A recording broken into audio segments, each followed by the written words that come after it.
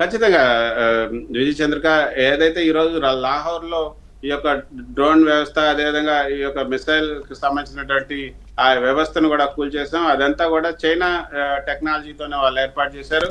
ఇందాక అధికార ప్రతినిధి చెప్పినట్లుగా జేఎఫ్-15 తర్వాత 16 యుద్ధ విమానాలు ఏవైతే ఉన్నాయో అవి గూడా చైనా నుంచి వచ్చినవే. ఆ చైనా నుంచి తీసుకున్నారు. కాబట్టి అవి గూడా వాటిని గూడా నాశనం చేశారు. మొన్న ఆపరేషన్ సింధూర్ అప్పుడు గూడా ఒక ఎఫ్-16 అమెరికా నుంచి వచ్చినటువంటి ఎఫ్-16 ఈ యొక్క పాకిస్తాన్ వచ్చినటువంటి జే-15 కూడా నేలమట్టం చేశారు దాని తర్వాత. సో ఇప్పుడు కూడా మళ్ళీ జరిగినాయని చెప్తున్నారు. సో ఒక విధంగా చూస్తే చైనాకు సంబంధించినటువంటి ఆ యొక్క చైనా ఇచ్చినటువంటి ఆయుధాలతో చైనా కొనుగోలు చేస్తామని చెప్తున్నటువంటి ఆ ఆయుధాలతో కనుక పాకిస్తాన్ యుద్ధం మొదలు పెడితే అది కుక్కతోక పట్టుకొని గోదావరి ఈదినట్టే ఉంటుంది.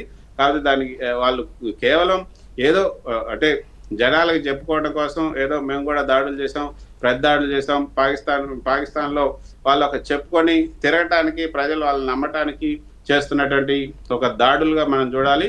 ఇది ఒక రెస్పాన్సిబుల్ గా ఉన్నటువంటి ఒక దేశం యొక్క దాడులుగా మనం చూడటానికి లేదు. నిజంగానే మనం వాళ్ళ భూభాగంలోకి వెళ్ళి లేకపోతే వాళ్ళకు సంబంధించినటువంటి ప్రజల్ని లేకపోతే వాళ్ళ యొక్క ఆస్తుల్ని లేకపోతే వాళ్ళ ఎస్టాబ్లిష్మెంట్స్ ఏవైతే ఉన్నాయో వాళ్ళ సైన్యానికి సంబంధించినటువంటి ఎస్టాబ్లిష్మెంట్స్ లేకపోతే అక్కడ ప్రైవేట్ సంస్థలకు సంబంధించిన ఎస్టాబ్లిష్మెంట్స్ ఇంకొక ఇవో ఏదైనా నష్టం జరిగిస్తే అది ప్రపంచం ముందు ఉంచొచ్చు. వాళ్ళు ప్రపంచం ముందు ఉంచి ఇదిగో భారత్ ముందుగా మా మీద దాడి చేసింది, ఉగ్రవాదం. కానీ నిన్నంతా కృష్ణ ఈ శకలాలను సేకరిస్తున్నాం, ఈ మిసైల్ మా దగ్గర, ఈ ముక్కలు దొరికాయి, ఈ తుత్తీనెలు దొరికాయి అని చెప్పి నిన్నటి వరకు బుకాయించినప్పటికీ ఇప్పుడు అఫీషియల్ గా కన్ఫర్మ్ చేశారు కదా లాస్ జరిగింది మాకు అని.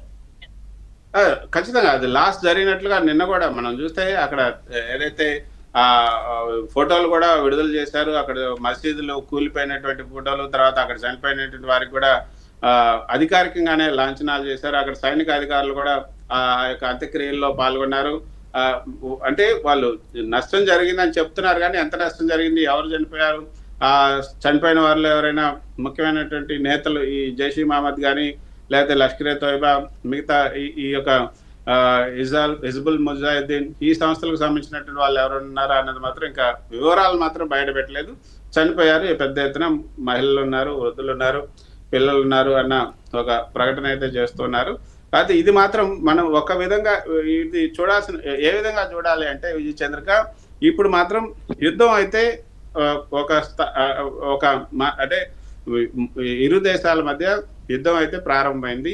ఈ యుద్ధం ఎంతవరకు వెళ్తుంది, ఏ విధంగా వెళ్తుంది, ఎంత మేరకు నష్టం జరుగుతుంది, పాకిస్తాన్ వల్ల జరిగే నష్టాన్ని మనం ఎంత మేరకు మినిమైజ్ చేయగలం, తర్వాత మన ప్రజల్ని ఎంత మేరకు కాపాడుకోగలం, మన దగ్గర ఉన్నటువంటి ఆయుధాలతో వాళ్ళని ఏ విధంగా కట్టడి చేయగలం, ఇది ఇంకా ఇప్పుడు నెక్స్ట్ ప్లాన్ ఆఫ్ యాక్షన్ ఈ విధంగానే ఉంటుంది. ఇప్పుడు ఇక అంతకుముందు మన దాడులు, ప్రతి దాడులు లేకపోతే వాళ్ళు మనల్ని ఇది చేయడానికి వచ్చారు, లేకపోతే ఉగ్రవాద శిబిరాలను మాత్రమే మనం ధ్వంసం చేస్తున్నాం, తర్వాత అక్కడ ఉన్నటువంటి ఉగ్రవాద పీఓకే వరకే ఇప్పటి వరకు కూడా భారత్ చెప్తున్నటువంటి మాట అంటే పాకిస్తాన్ సరిహద్దుల్లోకి ఇంకా